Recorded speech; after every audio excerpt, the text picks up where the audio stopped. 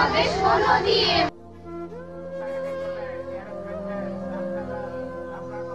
বন্ধুর খোকা থাকে একসাথে, মনের নেশায় ভুলে পড়লো বিপদে। মনের নেশায় ভুলে পড়লো বিপদে, মনের নেশায় ভুলে পড়লো বিপদে। দেখ দেখ, এই অফিসটাতে নতুন মডেলদের চান্স দিচ্ছে, খাওয়া দাওয়া ফ্রিতে দিচ্ছে, নতুন ড্রেসও দিচ্ছে। বাড়িতে টাকা পয়সা নিয়ে অশান্তি, আর ভালো লাগে না। কিন্তু মডেল হলে অনেক টাকা পাওয়া যাবে। চল চল ওদের অফিসে যাই। চলুন তো দেখি সবে মেয়ে দুটোর জন্য কি ফান পাতা হবে।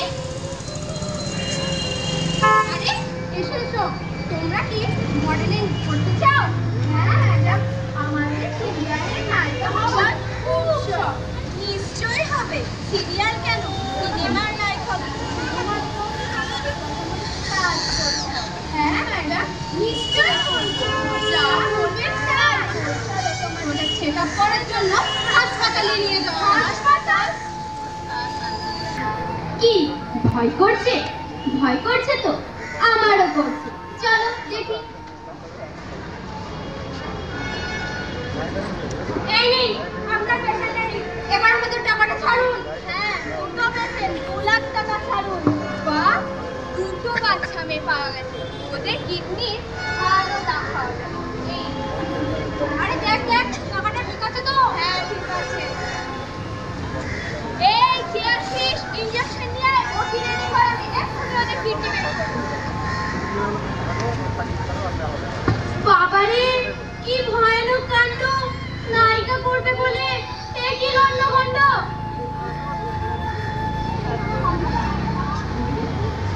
এদিকে আবার কি হলো?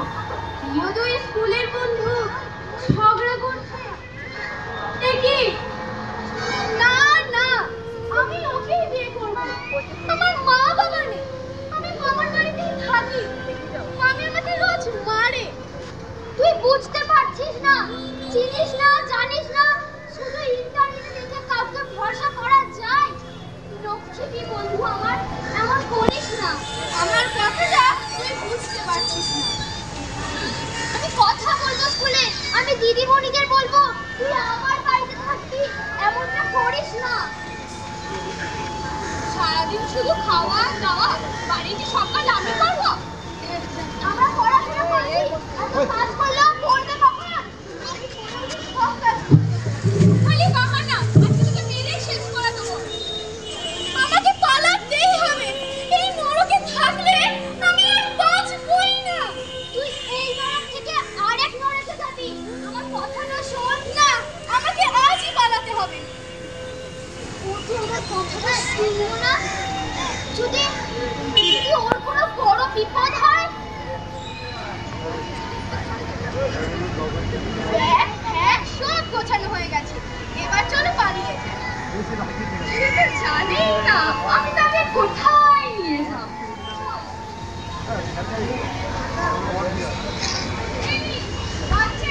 এবার আমার টাকায় আমায় দেন। 1 লাখ টাকা ঠিক আছে তো? হ্যাঁ, আরো মেয়ে আনতে পারলে আরো টাকা পাবে। অবশ্যই আরো মেয়ে আনতে হবে, আমার আরো টাকা হবে। চলুন তো যাই, দেখি ওদিকে হাসপাতালে আবার কি হলো। তুই এখানে কি করবি? আমাদের তো এখানে মডেল বানাবে বলে নিয়ে এসেছিল। আমার মামি রোজ অত্যাচার করতো। একজন ছেলে বলেছিল বিয়ে করবে। বন্ধুর কথা না শুনে পালিয়ে এসেছি। যখন জ্ঞান ফেরে তখন দেখি এখানে। এরা আমাদের কিডনি বিক্রি করে দেবে, আমাদের পাচার করে দেবে।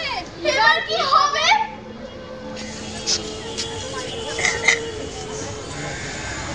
এতক্ষণ যে ঘটনাটি দেখলেন, এটা ভারতবর্ষে প্রতিদিন ঘটে। প্রতিদিন তোমার আমার আমাদের মতো কত মেয়ে পাচার হয়ে যাচ্ছে। শুধু মেয়েরাই নয়, ছেলেরাও চুরি হয়ে বিক্রি হচ্ছে। আমার মতো কিছু অসৎ ডাক্তার টাকার লোভে মেয়েদের কিডনি বিক্রি করছে।